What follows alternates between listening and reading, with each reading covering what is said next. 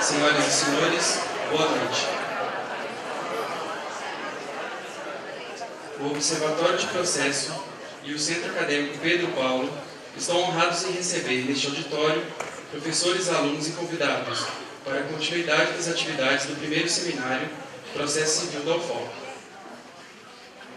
Coordenado pelo professor doutor Leonardo Silva Nunes, o primeiro seminário de Processo Civil da UFOP tem apoio da Universidade Federal de Ouro Preto, da editora Juspodium, do Grupo Editorial Nacional Editora Forense, da Rádio Tatiaia de Ouro Preto, do Ministério Público de Minas Gerais e da FEOP, Fundação Educativa de Rádio e Televisão Ouro Preto.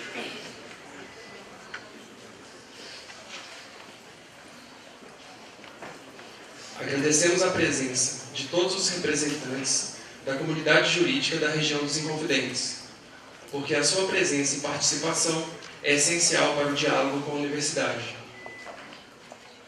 Nesta segunda noite do seminário, assistiremos a duas conferências com os temas a reconfiguração das tutelas provisórias no novo CPC e acesso à justiça e resolução consensual no novo CPC. Senhoras e senhores, para darmos início aos trabalhos, temos o prazer em convidar para compor a mesa de honra o coordenador científico deste evento, o professor Dr. Leonardo Silva Nunes.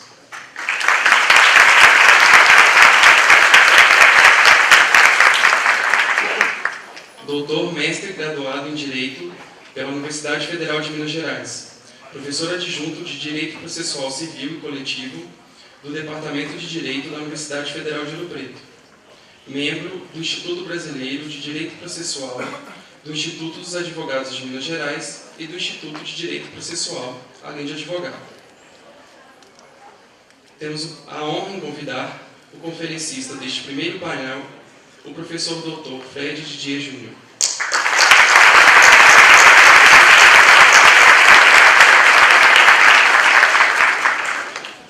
Livre docente pela USP, pós-doutor pela Universidade de Lisboa, doutor em Direito pela PUC São Paulo e mestre em Direito pela Universidade Federal da Bahia, membro do Instituto Brasileiro de Direito Processual, do Instituto Ibero-Americano de Direito Processual, da Associação Brasileira de Direito Processual Constitucional, da Academia de Letras Jurídicas da Bahia e da Associação Norte e Nordeste de Professores de Processo.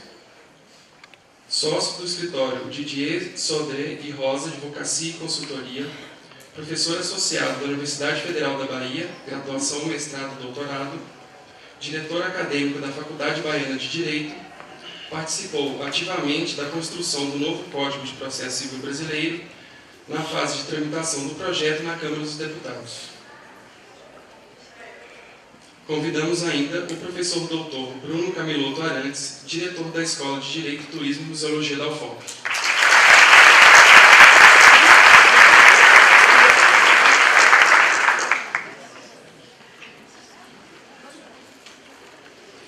Convidamos o desembargador José Marcos Rodrigues Vieira, professor titular de Direito Processual Civil da Faculdade de Direito da UFMG.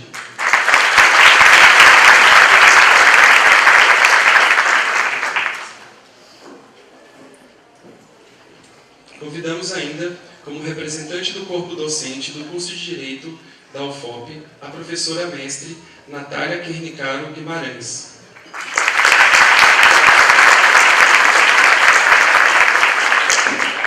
Natália é advogada, mestre graduada em Direito pela PUC Minas, especialista em Direito Processual pela PUC Minas, professora substituta de Direito Processual Civil e estágio supervisionado do Departamento de Direito da Escola de Direito, Turismo e Museologia da UFOP. Convidamos também a excelentíssima senhora juíza de Direito da 2ª Vara Civil de Ouro Preto, Letícia Drummond.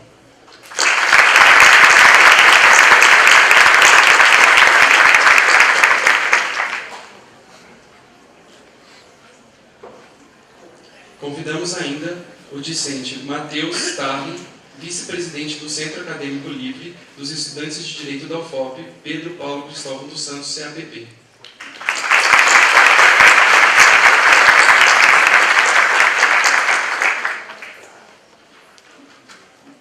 Convidamos também o discente Rafael Mendes Santos, graduando em Direito pela Universidade Federal de Rio Preto e membro do Observatório de Processo.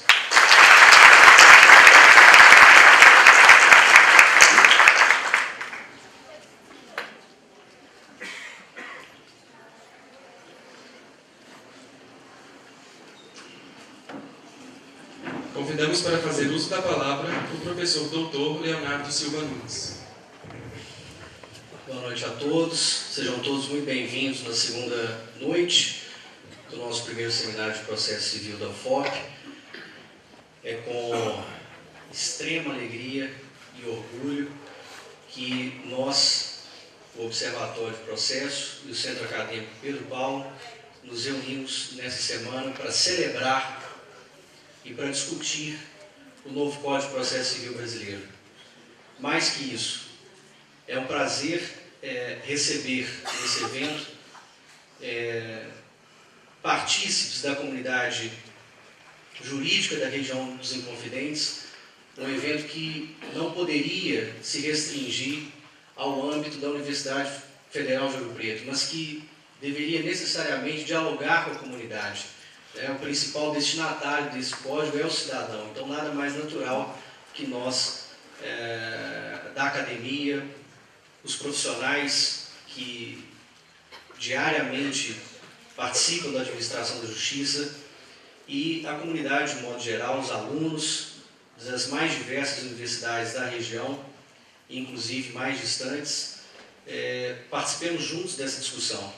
Por isso, o Observatório de Processo, o Centro Acadêmico Pedro Paulo, nós que compomos esses dois órgãos, nos sentimos muito felizes e muito orgulhosos por representar, por recebê-los nessas duas noites de evento. Evento esse que pertence a uma agenda que se pretende periódica e que, dentro dos nossos objetivos, pretendemos fazer mais reuniões com uma periodicidade bem definida e que a gente possa manter esse nosso diálogo nos próximos meses. Gostaria de cumprimentar os meus colegas de mesa, a começar pelo Rafael, do nosso grupo de estudo, o Matheus, do Centro Acadêmico, agradecer o apoio institucional da Universidade Federal de Rio Preto, na pessoa do Bruno, nosso diretor da Escola de Direito, Turismo e Museologia. Agradecer também a professora Natália Quinicaro, que recém-ingressa no Departamento de Direito, como professora das disciplinas de Direito Processual Civil. Então, faz parte do nosso time, discute com a gente essas mudanças, essas alterações. Agradeço também a honra da presença do meu professor da Universidade Federal de Minas Gerais, desembargador José Marcos Rodrigues Vieira, participar também desse diálogo conosco e, finalmente, como representante da comunidade jurídica ouro-pretana, gostaria de dar um abraço especial à doutora Letícia, que me recebeu tão bem ainda no ano passado. Conversávamos da necessidade de fazer encontros como esse, em que pudéssemos estabelecer um diálogo da universidade com a comunidade. Então, sintam-se mais uma vez todos abraçados por isso. Nosso primeiro painel terá a palavra daquele que talvez nos últimos anos tenha sido uma das maiores autoridades no processo civil moderno brasileiro. O professor Fred Dier tem, além de uma simplicidade, de um ser humano fantástico e de uma generosidade ímpar, vem coordenando já há cerca de 3 anos o Fórum Permanente de Processualistas Civis, que nos dá a oportunidade, a nós, estudantes, professores, de todos os estados da federação, de nos reunirmos e debatermos um diálogo horizontal às alterações propostas, enquanto esse código ainda era um projeto, e mesmo após a sua vigência, no dia que o código entrou em vigor, nós estávamos, da última vez, reunidos na cidade de São Paulo, discutindo, sempre num debate plural, democrático e horizontal, essas perspectivas do processo civil brasileiro. Então, receber você aqui hoje, Fred, é para mim um motivo de felicidade e espero que todos nós possamos aproveitar ao máximo essa oportunidade de tê-lo aqui na nossa instituição. Sabe que estamos muito felizes, muito emocionados mesmo de receber você na nossa escola. Seja bem-vindo. Boa noite a todos. Saudar a mesa, a pessoa do meu amigo Leonardo, professor Leonardo Nunes, a quem eu já devia uma visita aqui em Ouro Preto já há um bom tempo, mas eu cumprindo minha obrigação. Queria primeiro dizer da minha satisfação de conhecer Ouro Preto. Não conhecia Ouro Preto, é a primeira vez que eu venho falar em Ouro Preto, essa cidade que é um símbolo por várias razões, e no meu caso especificamente por uma específica, porque muita gente da minha geração veio estudar em Minas.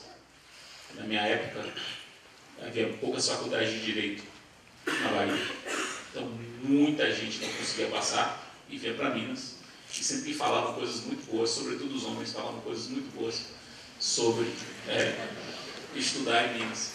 E eu constatei que, na verdade, há elementos empíricos que justificavam aqueles comentários. E vim falar sobre o código é sempre, para mim, um prazer muito grande. Para que vocês terem uma ideia, essa é a terceira vez que eu venho a Minas neste ano. Em menos de 2 meses, é a terceira vez que eu venho só para tratar do código. Eu gosto de falar sobre o código, para estudantes, gosto de falar sobre o código para advogados, para juízes que estão presentes, para membros do Ministério Público. Então, não é um esforço nenhum vir para cá, é sim, um grande e imenso prazer, ainda mais vendo o auditório cheio dessa forma. O tema que me coube foi tutela provisória, que é um dos temas-chave do novo código. Um tema razoavelmente complexo, mas é um tema fundamental, até porque ele diz respeito ao dia a dia da operação jurídica.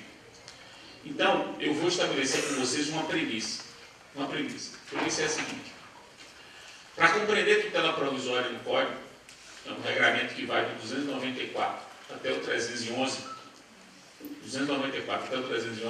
para compreender esses artigos, é preciso compreender a terminologia utilizada pelo Código.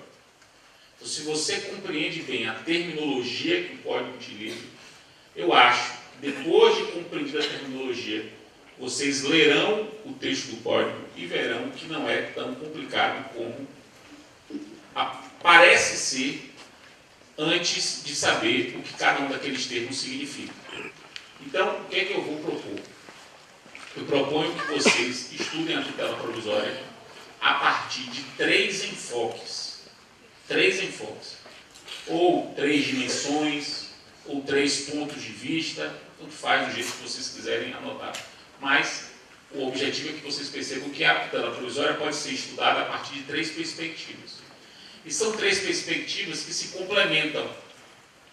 Não são 3 perspectivas alternativas. 3 perspectivas se complementam, ou seja, você só consegue compreender a tutela provisória como um todo se compreendê-la a partir dessas 3, essa tríplice perspectiva. Então, antes de examinar essa tríplice perspectiva, vamos definir o que é tutela provisória para o Código. Para o Código, tutela provisória é toda tutela jurisdicional concedida com base em cognição sumária. É a tutela judicial concedida com base em cognição sumária. O que é a cognição sumária? A cognição é sumária quando ela é incompleta, quando ela não é exaustiva. Quando o juiz decide, sem ter exaurido a investigação, ele decide com base em cognição sumária. Mais ou menos como as pessoas na Bahia fazem, só na Bahia isso é feito, fazem durante o carnaval, quando decidem muito e muito rapidamente.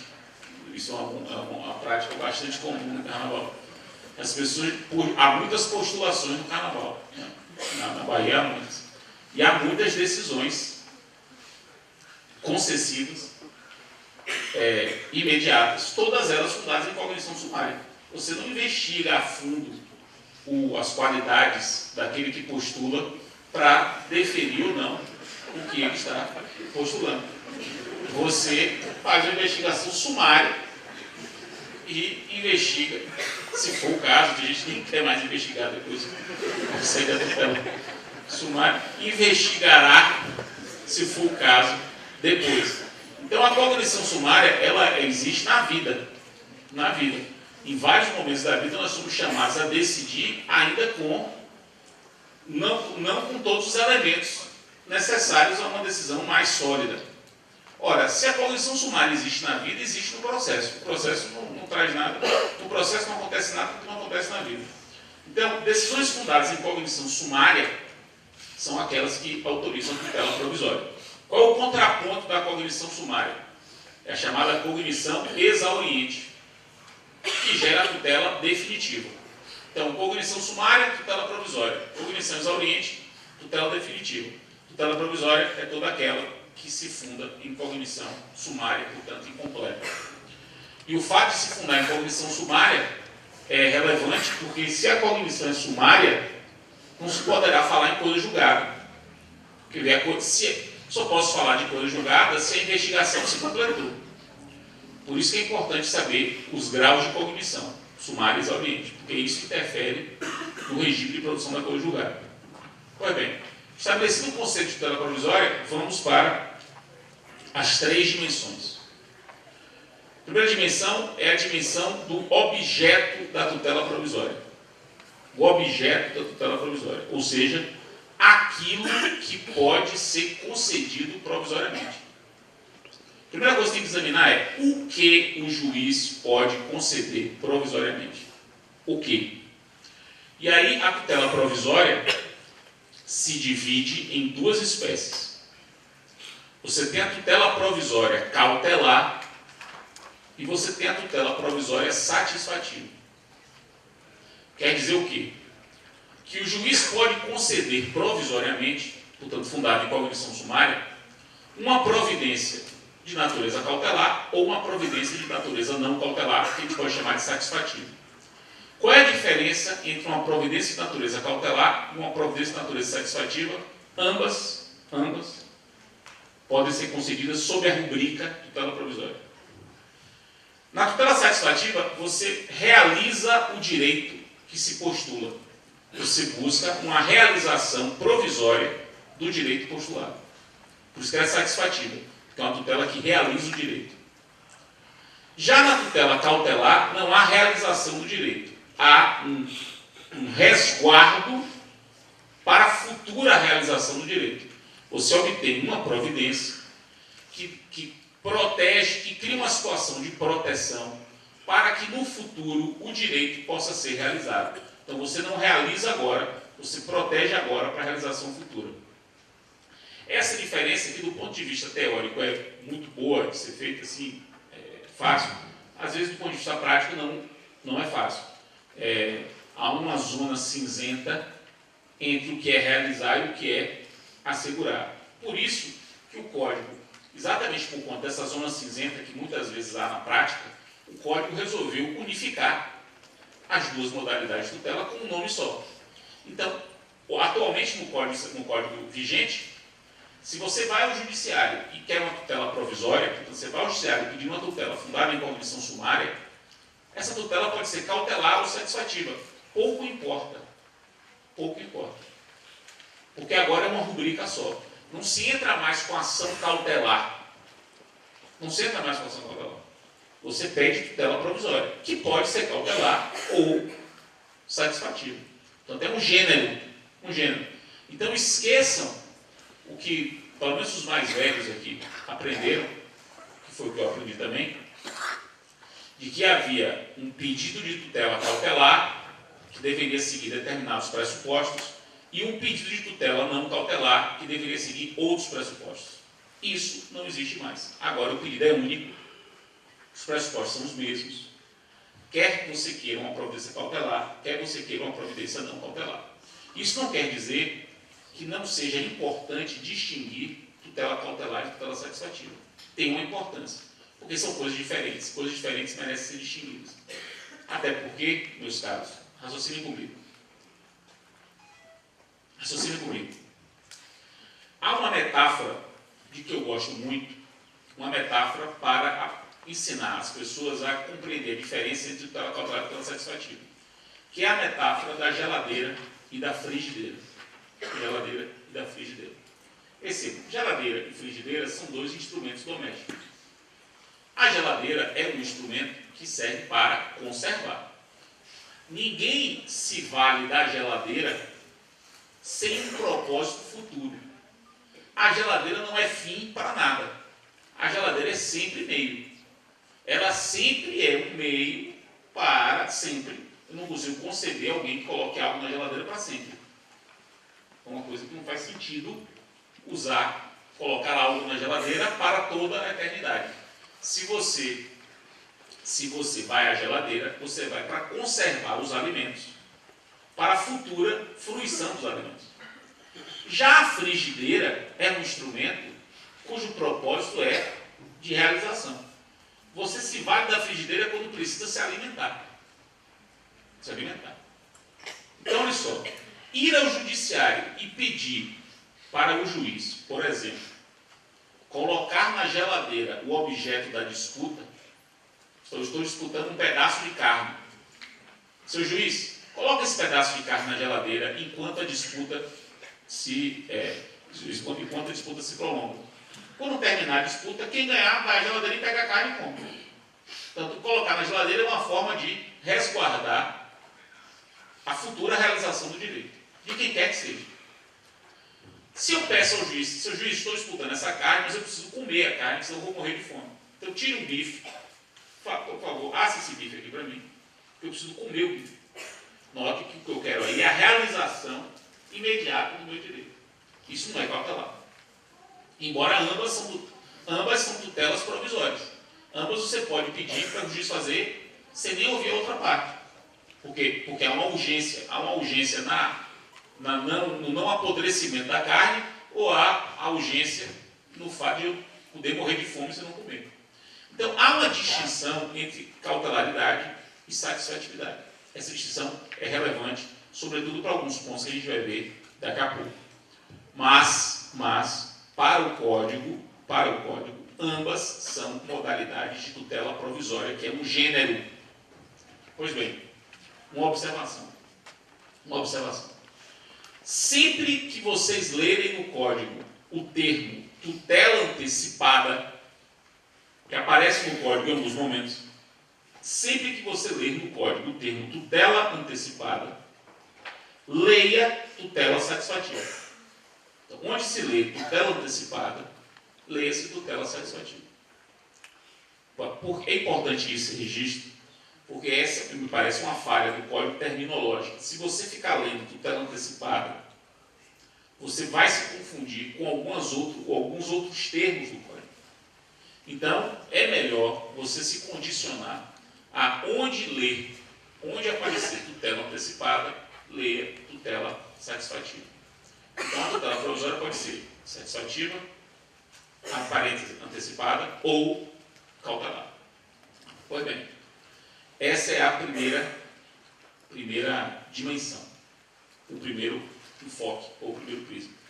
Agora o segundo prisma, o segundo enfoque, ou segunda dimensão, que é a dimensão do fundamento que autoriza a tutela provisória. Aqui a gente vai examinar a tutela provisória não pelo que se concede. O que se concede ou é geladeira ou é frigideira. A gente vai examinar a tutela provisória pela causa da concessão, pelo que justifica a concessão, pelo que autoriza a concessão. E aí a tutela provisória se divide em tutela provisória de urgência e tutela provisória de evidência. Tutela provisória de urgência e tutela provisória de evidência. Prestem bem atenção nisso. Portanto, sempre que vocês lerem no Código a expressão tutela de urgência, ela está se referindo a um tipo de tutela provisória que se funda na urgência. Ler tutela de urgência não significa que ela é cautelar e insatisfatível, porque a gente já viu que a tutela provisória pode ser cautelar ou insatisfatível. Ler tutela de urgência significa ler o fundamento que autoriza a tutela provisória. Mesma coisa tutela de evidência.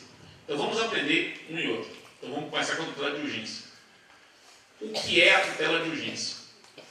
Tutela de urgência é a que se funda, ou melhor, a que pressupõe a existência de dois pressupostos. Ou seja, para que o juiz conceda a tutela de urgência, é preciso que ele verifique a existência de dois pressupostos. Primeiro pressuposto, a existência de perigo. Perigo. Por isso que é urgência o nome. Porque ela pressupõe que há perigo. Um perigo de dano ou de ilícito. Perigo de que um dano aconteça ou de que um ilícito aconteça. Esse é o primeiro pressuposto, que é a urgência propriamente dita.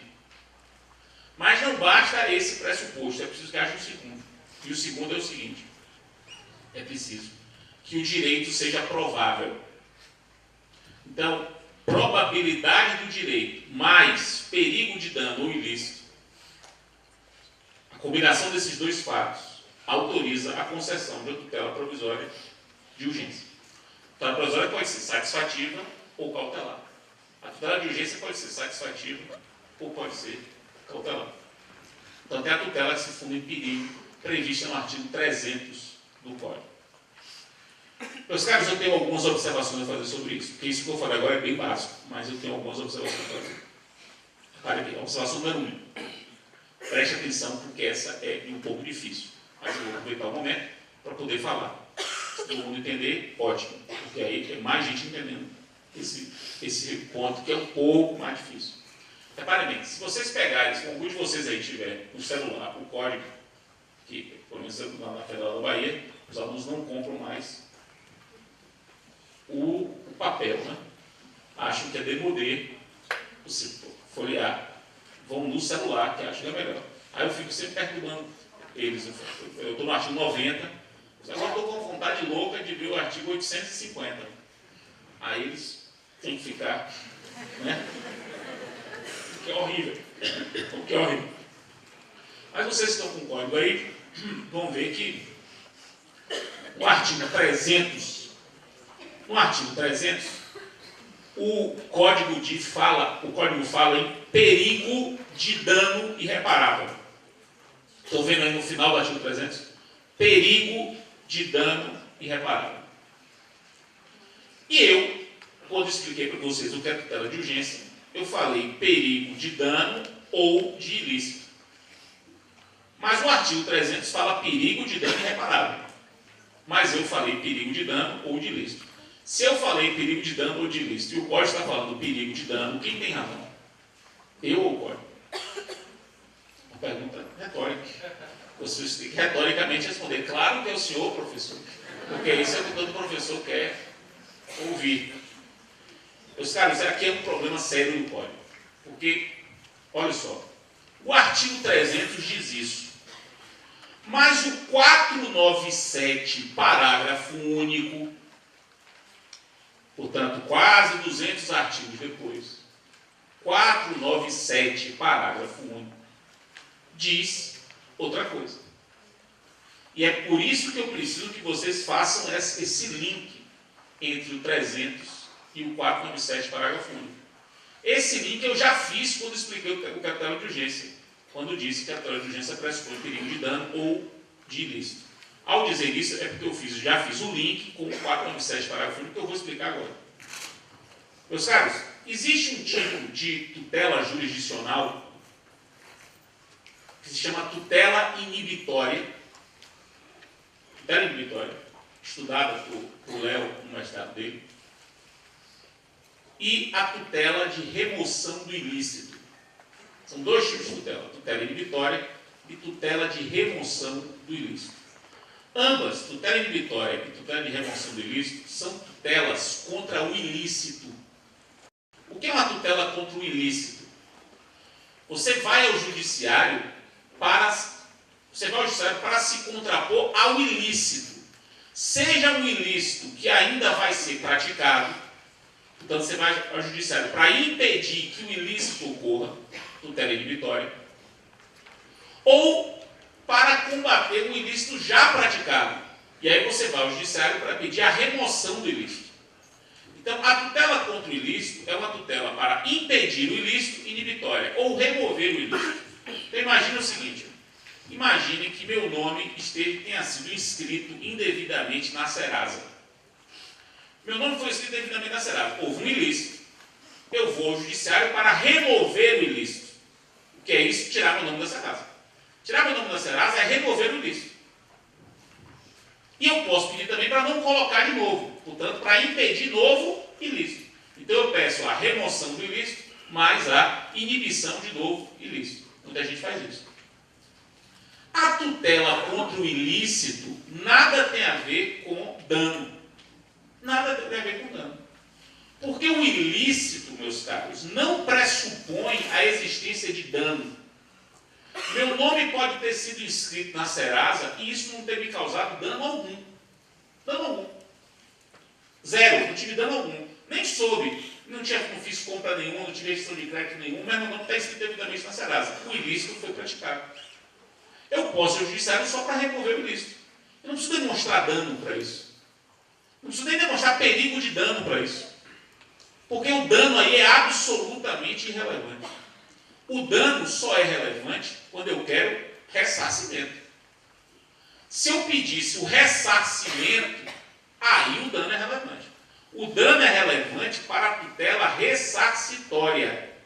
Não é relevante para a tutela inibitória, nem é relevante para a tutela de remoção do ilícito. E é isso que diz o 497, parágrafo único. O 497, parágrafo único, diz que a tutela para inibir a prática de um ilícito, inibir a continuação do ilícito, portanto, remoção do ilícito, é uma tutela que não depende de dano. Ora, se a tutela inibitória de remoção do ilícito não depende de dano, e não depende de dano por expressa previsão legal, por que eu tenho que demonstrar dano para obter a tutela provisória inibitória? Ou a tutela provisória de remoção do ilícito? É irrelevante. Para a tutela provisória inibitória, ou para a tutela provisória de remoção do ilícito, o que eu tenho que demonstrar é a probabilidade de ocorrência do ilícito. Quer dizer, o perigo de o ilícito vir a acontecer ou de o ilícito prosseguir. Então, o perigo aí tem a ver com o ilícito e não com o dano. Por isso que você tem que casar o 300 com o 497. O perigo da demora que justifica a tutela de urgência é o perigo da demora, porque isso vai gerar um dano, correto, ou a prática ou continuação de um ilícito. Porque no caso de prática ou continuação do ilícito, eu posso pedir a tutela provisória para inibir ou removê-lo, tal como autoriza o 497, parágrafo único. Então, é preciso fazer essa ligação. Essa ligação. Isso é uma coisa um pouco mais difícil, porque exige que você tenha um certo conhecimento do texto do código. Então, essa é a primeira observação. Segunda observação. Sempre que eu falo sobre tutela provisória, me perguntam o seguinte: Fred, onde está o meu querido poder geral de cautela? Todo mundo adora o poder geral de cautela. Já ouviu falar, acho massa. Onde está o poder geral de cautela no novo código? Ele sobreviveu? Veja, o poder geral de cautela precisa primeiro ser compreendido em que ele consiste. E, de um modo geral, as pessoas me perguntam o poder geral de cautela, mas não sabem o que significa. O poder geral de cautela significa que o juiz tem autorização para conceder qualquer medida cautelar. Ou seja, o juiz não tem um rol típico de medidas cautelares a ser concedido. Não tem. O juiz pode conceder qualquer medida cautelar. Já a tutela cautelar, ela é uma tutela atípica, no sentido de que o juiz pode tomar qualquer medida cautelar. Qualquer um, sem um rol pré-estabelecido. Nesse sentido, o poder geral de cautela sobrevive no Código? Sim. O 301 do Código, o 301, consagra expressamente o poder geral de cautela, a tutela cautelar ativa, expressamente. Agora, você não pode achar que poder geral de cautela significa o juiz poder dar a tutela cautelar de ofício, porque o juiz não pode dar a tutela cautelar de ofício. Poder geral de cautela não é igual a dar tutela cautelar de ofício, não é? São coisas completamente diferentes. E tutela cautelar de ofício não se admite. Na verdade, não se admite tutela provisória de ofício, seja ela cautelar ou satisfativa. A tutela provisória no Código é sempre a requerimento. Sempre. Não pode ser de ofício. Pois bem, eis a tutela de urgência. Agora vamos para a tutela de evidência, que é a segunda tutela provisória, vista a partir da perspectiva do fundamento da tutela provisória. Então, o que é a tutela da evidência? Esse é o momento. Tutela da evidência é a tutela provisória que dispensa a demonstração de urgência. Eu não preciso demonstrar perigo para obter uma tutela provisória.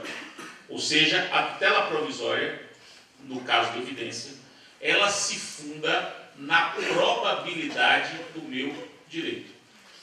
Daí o nome evidência. O meu direito é tão evidente que o legislador autoriza a sua realização imediata, mesmo não havendo perigo. Mesmo não havendo perigo. Então, a tutela da evidência é uma tutela provisória, lastreada na alta probabilidade de um direito, dispensando-se a demonstração de urgência. O problema, meus caros, é o seguinte, é que o Código, ele tipificou as hipóteses que autorizam a tutela da evidência. Ou seja, não basta que eu alegue alta probabilidade do meu direito. O meu direito é altamente provável, eu quero uma tutela de evidência. Não basta, não é isso. Porque a alta probabilidade é uma daquelas previstas em lei. É uma daquelas previstas em lei. E o artigo 311 do Código, ele traz 4 hipóteses em que o legislador reconhece o seu direito como altamente provável. 4 hipóteses. Então, o que é que eu quero que vocês entendam? A tutela da evidência é uma tutela que dispensa a urgência, isso eu acho que todos entenderam. É uma tutela que pressupõe apenas a evidência, a probabilidade do direito. Beleza. Mas não é qualquer evidência ou qualquer probabilidade. É uma situação de evidência típica, prevista em lei. O 311 prevê 4 hipóteses. 4 hipóteses. Preste atenção. Agora vão as minhas observações. Observação número 1. A tutela de evidência é sempre satisfativa. Não existe tutela de evidência cautelar. A tutela de evidência é sempre satisfativa. 1. 2. Há, do verbo haver, há hipóteses de tutela da evidência que não estão no 311, que estão espalhadas no Código. 2 exemplos. A liminar numa ação possessória, que está lá no artigo das possessórias, é tutela da evidência. É uma liminar que não pressupõe urgência. Não precisa provar urgência para ter uma liminar possessória. Um outro exemplo de tutela provisória de evidência é a decisão na ação munitória. Se eu entro com a ação munitória e o juiz manda o réu pagar, isso é uma tutela provisória de evidência, não tem nada a ver com pressupõe urgência. Só que a ação munitória não está no rol do 311. Então, a observação 2 é nesse sentido. A observação 2 é o seguinte: o rol das hipóteses de tutela da evidência não se exaure no 311. O 311 traz 4 casos Mas há outras hipóteses de tutela de evidência espalhadas na legislação. E aí vai ser fácil você identificar. Sempre que o legislador autorizar uma tutela provisória, portanto, uma tutela fundada em cognição sumária, sem exigir urgência, ele está criando uma hipótese de tutela da evidência. Fácil. Na ação de despejo, por exemplo, existe a liminar de despejo para uso próprio. Não precisa demonstrar perigo. Não precisa demonstrar perigo. É uma tutela da evidência em ação locatícia. Então, essa é a primeira observação. Segunda observação. Das 4 hipóteses do 311, 2 são novidades do Código de 2015. Outras 2 já existiam no Código de 73. As novidades são os incisos 2 e 4 do 311. 2 e 4 do 311. Eu, como vou ter que selecionar algumas coisas, vou me dedicar ao inciso 2. Porque das 2 novidades, do inciso 2 e do inciso 4, o 2 é o mais significativo, do ponto de vista prático. Qual é a tutela de evidência do inciso 311, inciso 2? Prestem bem atenção, meus caros. O Código, ele organizou um sistema de respeito aos precedentes obrigatórios. Então, o Código estabelece vários precedentes de tribunais que são havidos como precedentes obrigatórios, quer dizer, que devem ser cumpridos, devem ser observados. O que é que diz o 311, inciso 2? Preste bem atenção, que isso do ponto de vista prático é muito importante. Se o autor formula um pedido e esse pedido do autor pode ser comprovado apenas documentalmente, é um daqueles pedidos cuja prova é eminentemente documental. E a tese jurídica do autor já está consagrada em precedente obrigatório. Observe os 2 pressupostos. Aquilo que o autor afirma pode ser comprovado documentalmente. E a tese jurídica que o autor defende já está consagrada em precedente obrigatório. Se esses 2 pressupostos ocorrerem, o autor tem direito a uma liminar, sem ouvir o réu, liminar que concede a tutela provisória de evidência. Ou seja, a demanda lastreada em precedente obrigatório autoriza tutela provisória de evidência. Liminar. O réu já vai ser citado com uma liminar. Por quê? Porque tem urgência? Não. Porque o direito do autor é tão evidente que o legislador autorizou a concessão da tutela provisória. E é evidente por quê? Porque é um direito que se funda em fatos que só se comprovam documentalmente e, além disso, a tese jurídica dele é uma tese já afirmada em precedente obrigatório. Essa tutela provisória de evidência é a maior novidade do ponto de vista da efetividade que o Código traz, de aceleração. É uma novidade muito grande, muito grande. Agora, essa novidade gera 2 subperguntas. A primeira é a seguinte: Fred, e se for o contrário?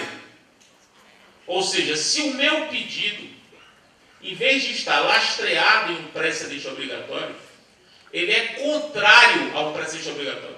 Eu estou demandando contra o precedente obrigatório. Nesse caso, o juiz, em vez de dar tutela provisória, o juiz vai julgar improcedente o pedido antes de ouvir o réu. O juiz nem precisa ouvir o réu para julgar improcedente o pedido. Porque se é contrário, nem cita o réu, já julga improcedente. Então veja a força do precedente. Quando o precedente é obrigatório, se você postula a favor dele, você ganha uma tutela de evidência. Se você postula contra ele, você toma uma chapuletada sem nem a outra parte ser ouvida, com a improcedência liminar no pedido. Essa é a primeira subpergunta. A segunda subpergunta é a seguinte: prestem bem atenção, sobretudo os juízes agora. Porque isso tem uma importância prática absurda para o juiz.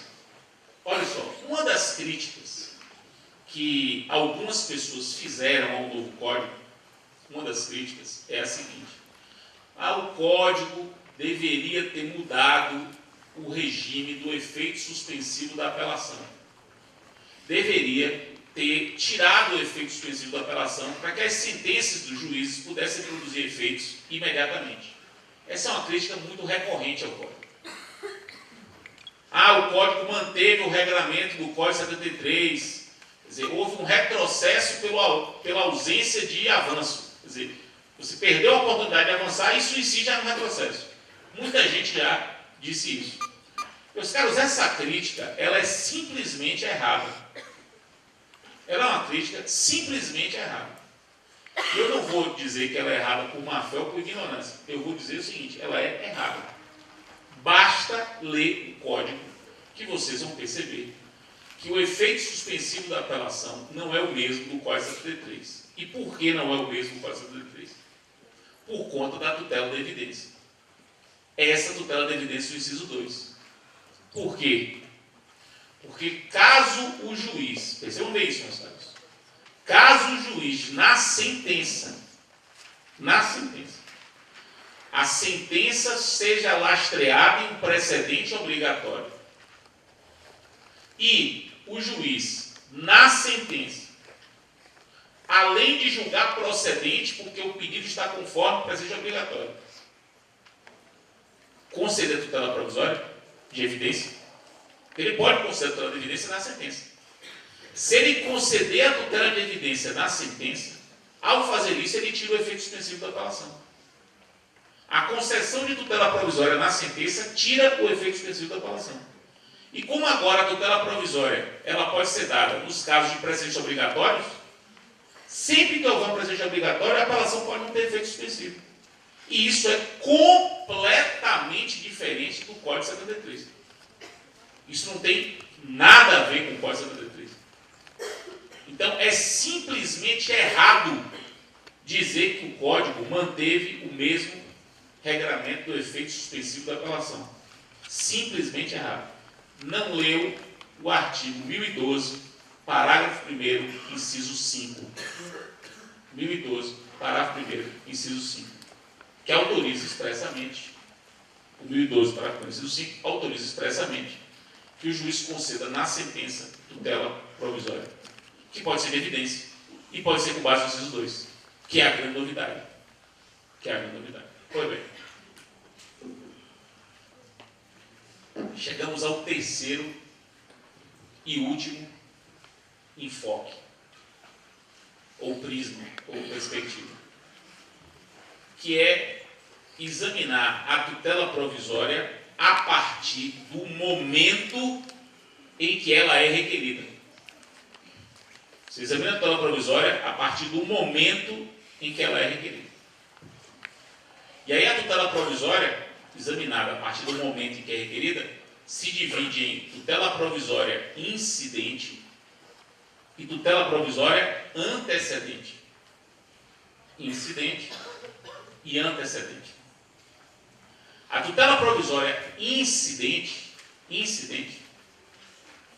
é a tutela provisória requerida, percebam bem, quando já requerido o pedido de tutela final. Ou seja, aquilo que eu quero no final das contas. Se eu já formulei o meu pedido de tutela final e peço tutela provisória, minha tutela provisória é chamada de tutela provisória incidente. Isso pode acontecer de duas formas. A primeira forma é quando eu já entro com a petição inicial e peço tudo junto. Eu peço a tutela final e a tutela provisória, tudo junto, que é o normal que todo mundo faz. Isso é a tutela provisória incidental, mas é um caso só. O outro caso é quando eu só venho a pedir a tutela provisória tempos depois. Eu entrei com a petição inicial, não pedi nada, mas tempos depois eu formulei o pedido de tutela provisória. Ela também é incidental. Isso é bem simples, porque não tem nenhuma peculiaridade.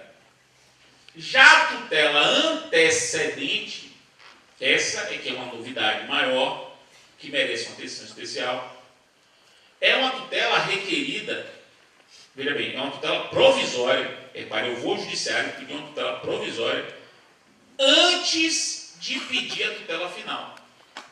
Ou seja, eu nem disse para o juiz o que eu quero,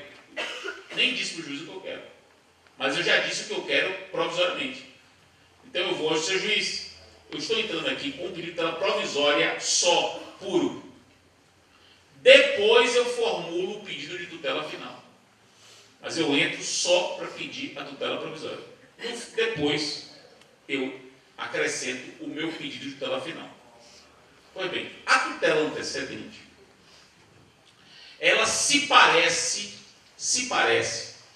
um pouco com o que quase todos vocês aqui, muito possivelmente quase, não vou falar todos, porque é possível que todos já sabem disso, todos conheçam como ação cautelar preparatória.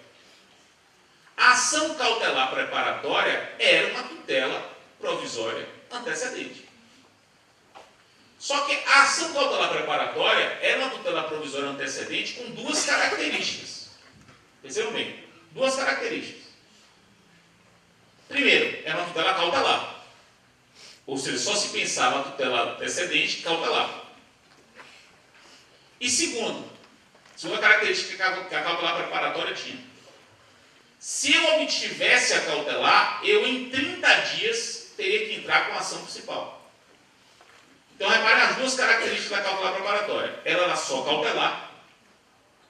E, uma vez obtida, eu tinha 30 dias para entrar com a ação principal. Um outro processo para discutir a tutela final. Esqueçam isso. Isso deixou de existir. No seu lugar, entrou a tutela provisória antecedente, que tem duas características. A primeira é que pode ser satisfativa ou cautelar. Não é só cautelar, existe tutela satisfativa antecedente. E segundo, eu não precisarei propor uma outra ação, instaurar um outro processo 30 dias depois. Não preciso. O que eu vou precisar fazer é apenas aditar minha petição inicial. Será um simples aditamento da petição inicial. Eu acrescentarei um pedido depois da petição inicial, que será o pedido de tutela final. Portanto, o nosso código previu a tutela provisória antecedente, cautelar ou satisfativa. Previu, que é uma novidade grande. E aqui, meus caros, eu deixo sempre para o final essa parte, é a parte mais difícil. Essa sim é difícil. Essa é difícil, eu acho, pelo menos, né?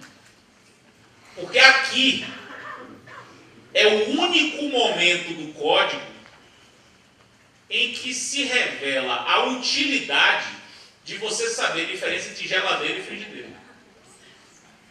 Em tutela cautelar e tutela satisfativa. Aqui é relevante saber.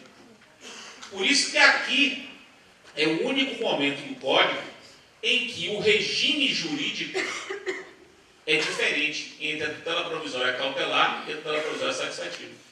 Porque até aqui é o mesmo regime jurídico. Mesma coisa. Eu quero tutela cautelar, tutela de urgência, os pressupostos são os mesmos da tutela satisfativa. Mesma coisa. Mas quando se trata da tutela antecedente, aí o legislador distinguiu a tutela antecedente cautelar da tutela antecedente satisfativa. Distinguiu pelo seguinte motivo. Preste bem atenção. Agora é o ponto mais complicado. Repare bem. Eu vou dar um exemplo, vou dar um caso, e em cima desse caso eu vou expor as minhas considerações. Imagine que o sujeito, o autor, entre com uma tutela provisória antecedente satisfativa. Tutela provisória antecedente satisfativa. Ele quer a provisão satisfativa e só. Depois ele vai dizer o que ele quer no final. Então ele entra com a tutela antecedente satisfativa. Entenderam? Eu vou passo a passo. Segundo passo, o juiz foi e concedeu a medida. Ele entrou com a tutela provisória satisfativa. O juiz concedeu a medida. Estão acompanhando? O réu é citado. Citado já com a concessão de uma tutela provisória satisfativa antecedente. Se o réu vier e não recorrer dessa decisão que deu a tutela provisória antecedente, liminarmente, Se o réu não recorrer, estão acompanhando? Se o réu não recorrer, o processo acaba. O processo acaba. O processo vai ser extinto sem exame do mérito. Mas a liminar continua. O processo acaba, mas a liminar continua. O juiz mandou, por exemplo, tirar o nome da Serasa. O réu não agravou disso. O processo acabou ali. Mas o nome da Serasa terá que ser tirado. Você extingue o processo. Mas mantém a liminar. Aí você vai pensar, Fred, então eu vou agravar tudo. Eu sou réu, eu vou agravar tudo. Porque essa é a primeira impressão que as pessoas têm. Não, Fred, isso é muito perigoso. Quer dizer que se eu perder o meu prazo de agravo, o processo vai acabar e aí me dei mal. E aí estou com medo. Estou com medo. Várias pessoas me dizem, estou com medo, vou agravar. Vou agravar de tudo agora. Vou agravar de sair dessa hora. Meus casos, o raciocínio não é assim. Não é tão pueril. Há uma sofisticação por detrás disso. Quer raciocinem comigo? Raciocinem comigo. O código diz que, extinto o processo porque o réu não agravou, a liminar permanece, mas as partes, autor e réu, terão 2 anos para mudar de ideia e pedir a reabertura da discussão. 2 anos. 2 anos. Para mudar de ideia, eu quero agora discutir esse negócio. 2 anos. E pedir para discutir, veja, é pedir para discutir imotivadamente. Você não precisa alegar nada. É só pedir agora para instalar a discussão. Porque a discussão não houve. Perceba que a discussão não houve. O autor pediu, o juiz concedeu, o réu não agravou, acabou o processo. Não teve debate. Não teve discussão, não teve debate nenhum. Ele agora pode pedir a instalação da discussão em até 2 anos. Então, já é a primeira salvaguarda.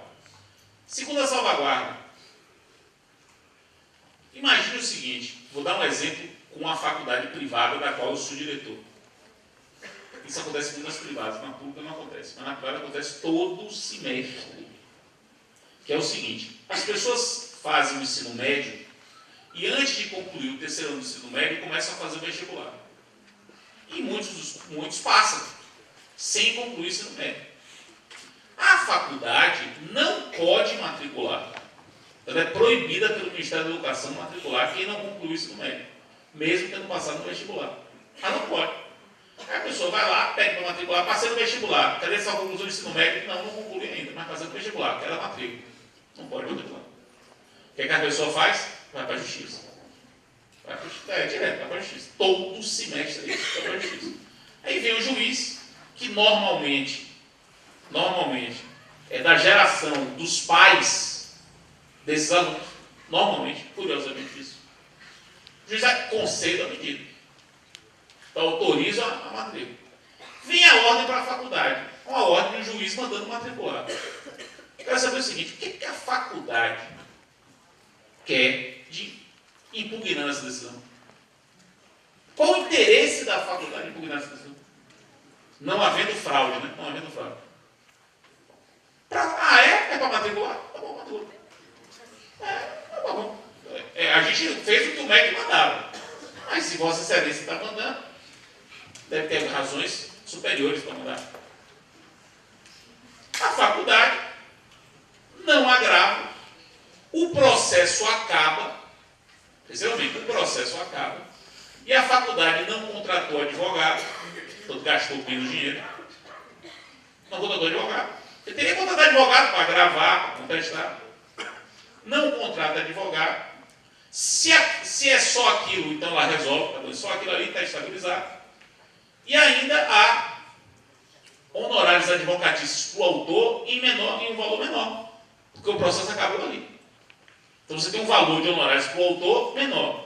Não paga o honorário para o seu advogado, você não contratou. O processo fica mais econômico para o réu. Então, olha o que o código criou. O código criou uma estratégia nova, que o réu vai poder pensar. Diante de uma liminar dada numa tutela satisfativa antecedente, eu vou pensar se vale a pena recorrer dela ou não. Vou fazer uma estratégia. Olha, se acabar só com isso aqui, eu estou satisfeito? Estou. Vamos acabar só aqui. Eu vou ficar 2 anos pensando se era aquilo mesmo que eu queria.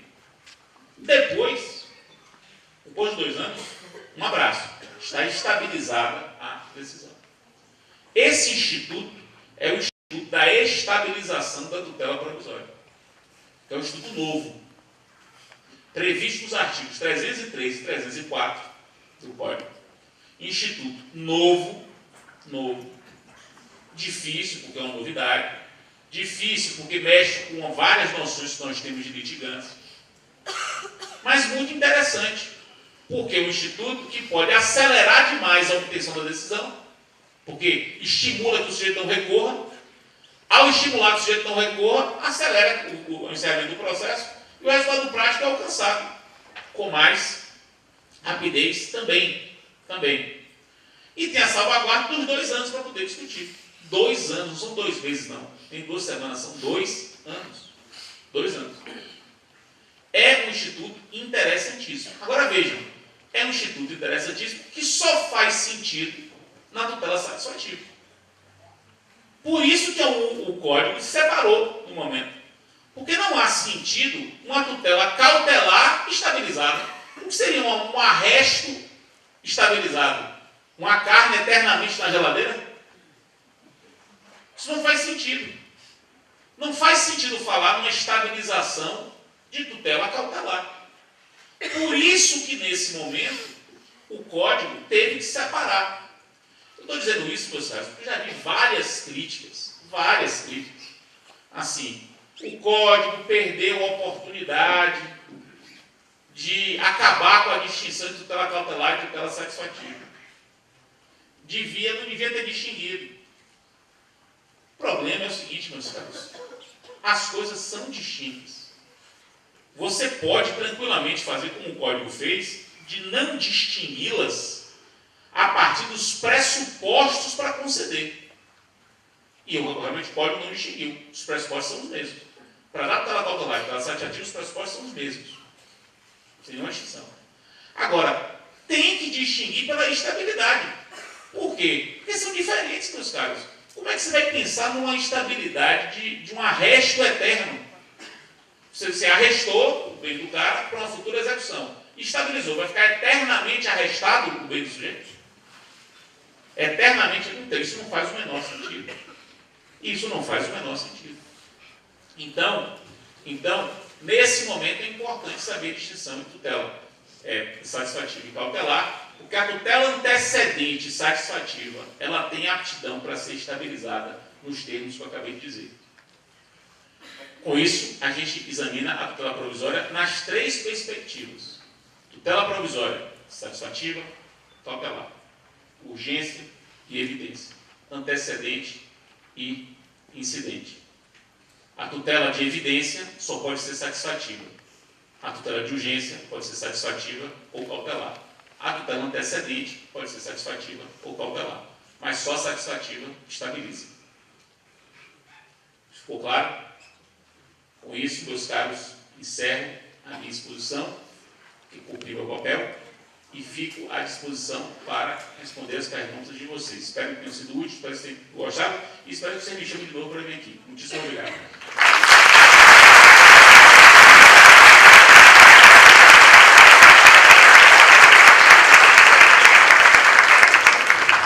Agradecendo muitíssimo as palavras do professor Fred Dias Júnior.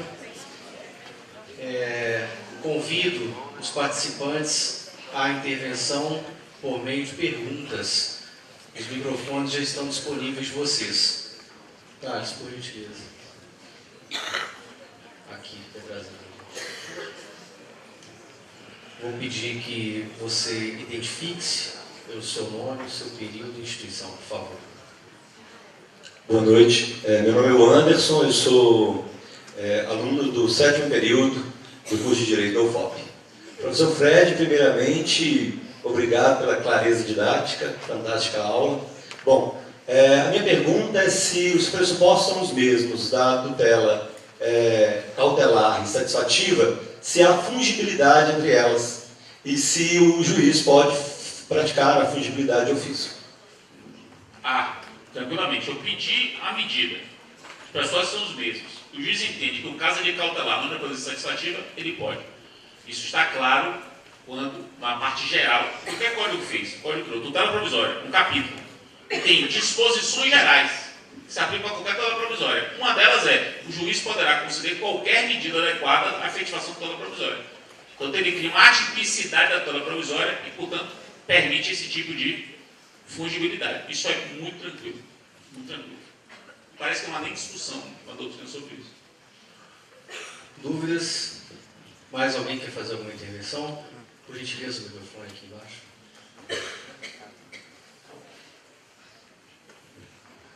Professor Fred, brilhante sua exposição, muito didática, como sempre. Só tenho uma intervenção.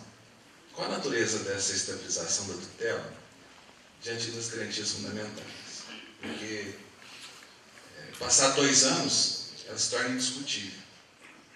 E a Constituição fala que a lei não prejudicará o ato de perfeito, a coisa julgada e o direito adquirido. Qual a sua análise sobre esse tema? Veja, a estabilização é uma nova, a estabilização está antecipada, é uma nova espécie de estabilização de situação jurídica. As estabilizações de situações jurídicas são várias.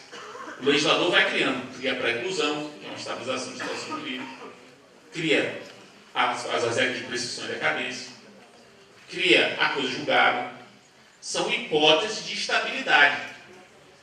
A estabilização é uma outra hipótese. É uma outra hipótese. Que não é coisa julgada. Não é coisa julgada. Por 2 razões. Primeiro que nada foi julgado.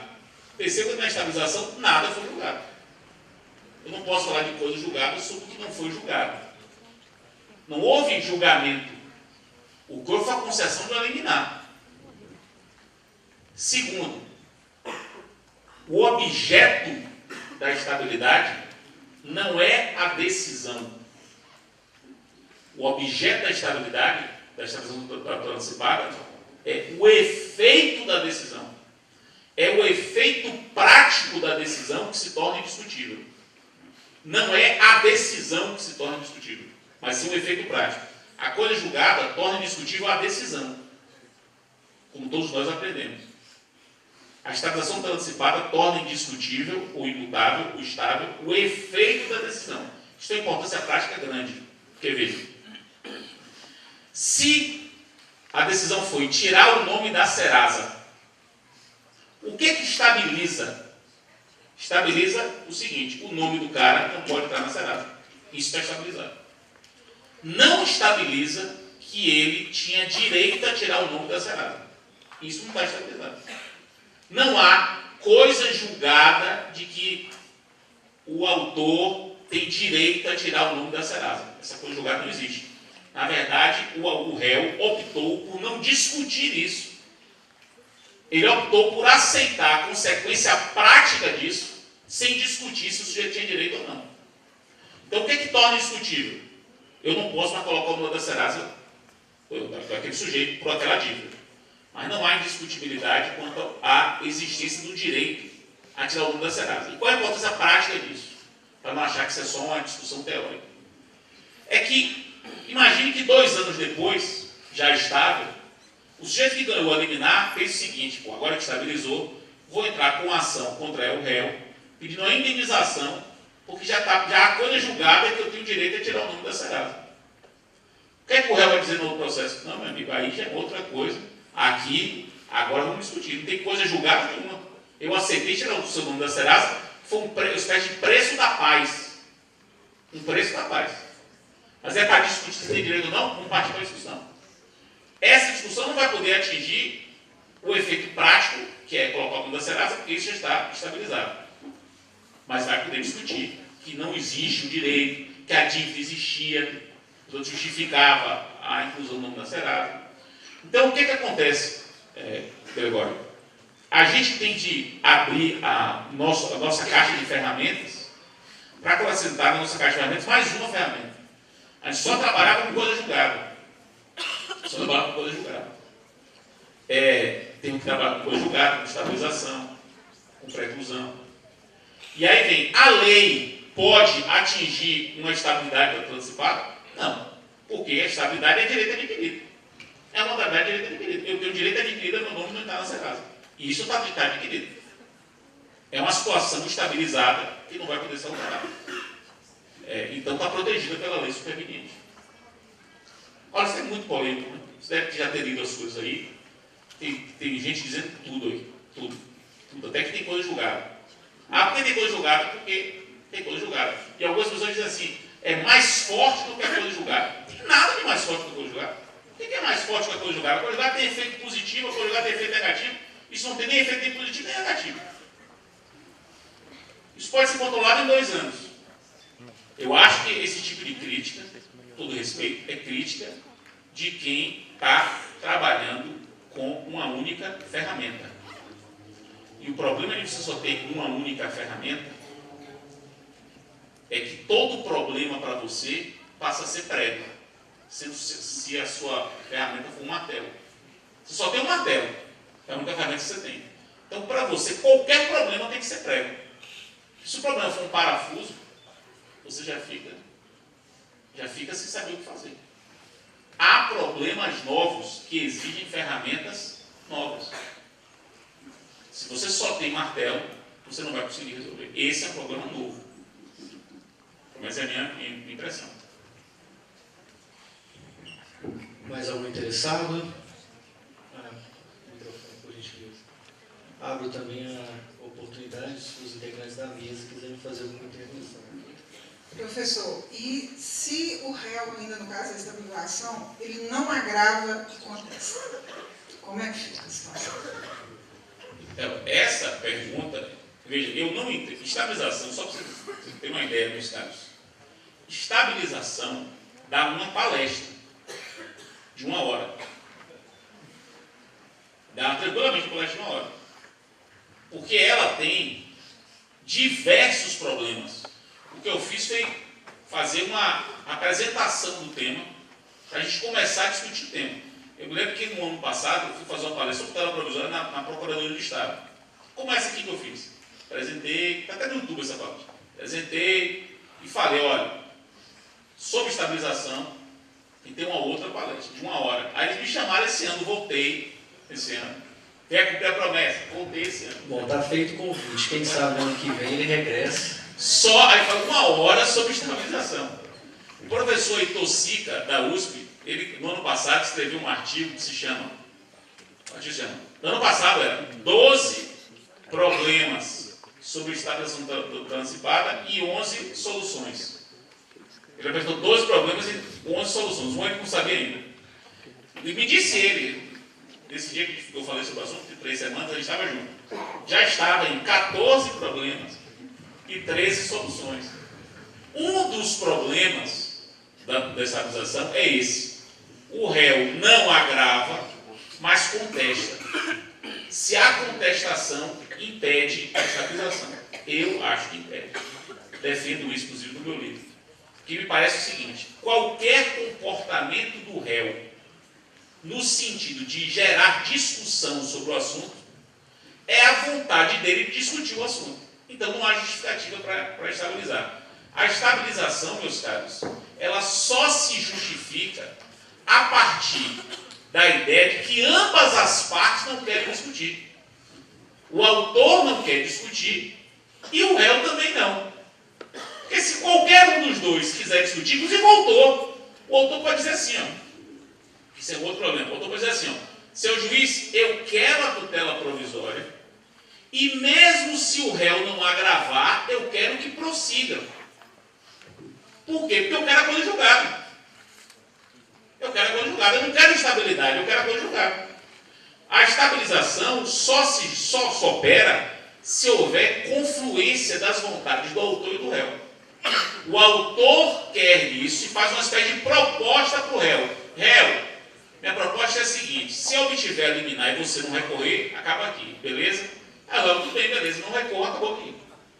Por isso que eu acho que se o réu contesta, embora essa hipótese será rara, porque lembre-se que o réu é citado para audiência, mas pode ser que ele se antecipe e conteste. Vamos imaginar que isso aconteça. Se antecipe e conteste. Se isso acontecer, impede a estabilização. Isso para mim. Tem muita gente que diz que é contra. que acha que não é assim, que interpreta literalmente. Você tem que recorrer. Não recorreu, estabiliza mesmo tendo contestado. Eu digo isso no meu curso, por exemplo, falo, dou exatamente esse exemplo. Mas aí é aquela história. Isso é um dos atuais 15 problemas da estabilização. Por gentileza, professor. O microfone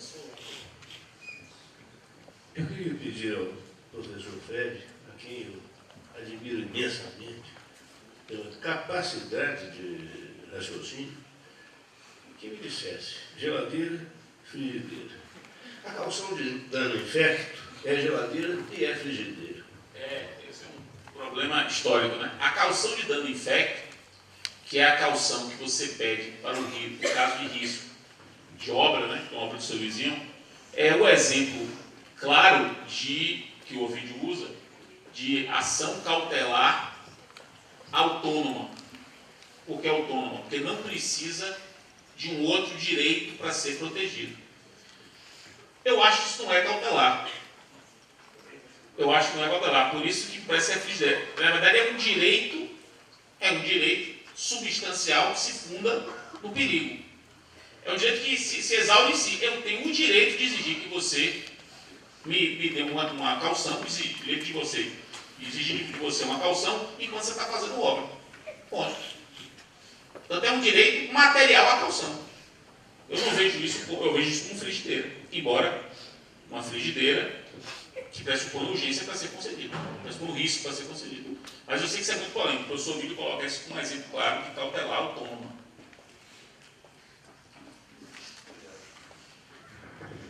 Algum outro interessado em fazer pergunta?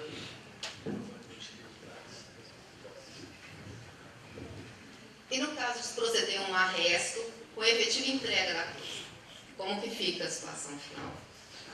Vai acontecer a estabilização da lide? Não, vamos lá. Arresto.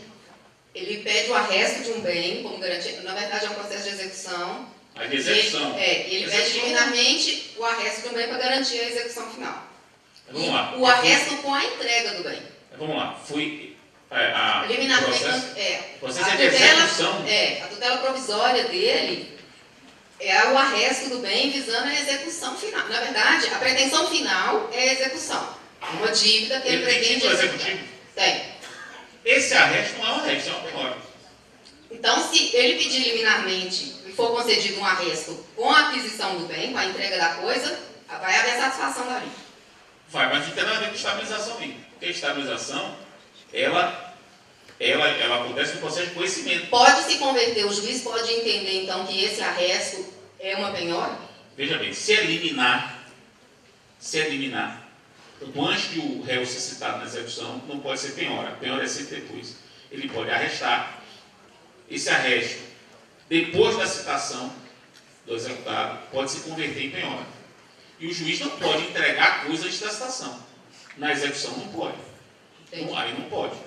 Ele pode resguardar, cita. Isso é muito comum. Resguarda, cita. Citou. Então não existe o arresto com a entrega da coisa, né? Não. Até porque se fosse entrega da coisa, havia satisfação. Aí seria a própria execução. Você executou antes da citação. Entendi. E aí não seria arresto, seria sequestro, porque seria entrega de coisa. Mais alguma intervenção? Vamos. Você, por gentileza. Professor, boa noite. Meu nome é Marcos, do 5º período de Direito da Unipac Mariana. Qual que é a durabilidade desse efeito prático da estabilização? É ad eterno? Fica blindado? Qualquer outra perspectiva, por exemplo da Serasa. Esse cidadão que incorra em alguma ilícito que possa inscrever na Serasa, brinda ele nesse sentido? Não, veja bem, foi o que eu falei. Você, no caso da Serasa, não vai poder colocar o nome dele na Serasa por aquela dívida. Por aquela dívida. Se o cara contrair novas dívidas e não pagar, aí é outra situação. E aquela dívida que motivou aquele pedido não autorizará nova colocação na Serasa. Agora, outras dívidas, sim. É sempre aquela situação específica.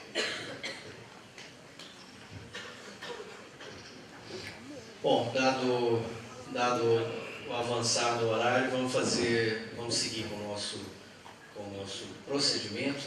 Vou perguntar se a gente pode fazer o sorteio. Você tem as listas aí? Ok? Vou pedir ao nosso convidado para falar 3 números. Vamos fazer sorteio de alguns livros agora. Vamos deixar os demais para o final.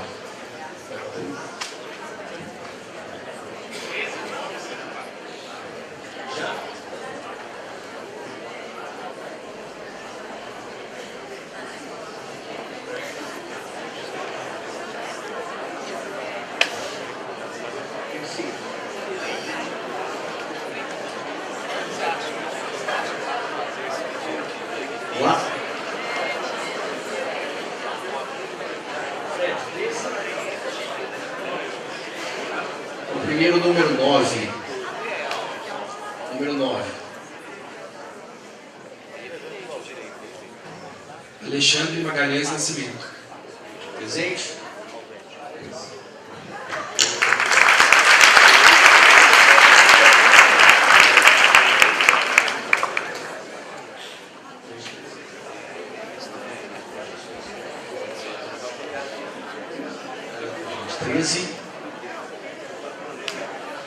Treze. Aline de Paula Lourenço.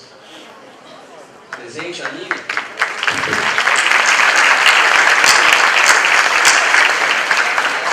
Sete, 4.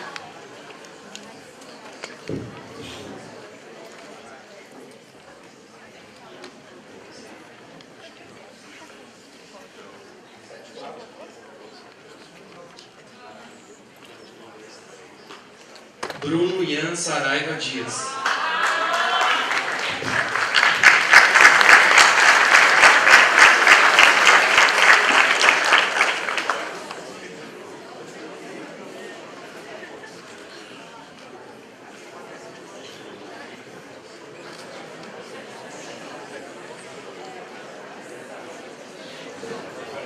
Com isso a gente encerra esse primeiro painel. Vou passar a palavra para os mestres servidores.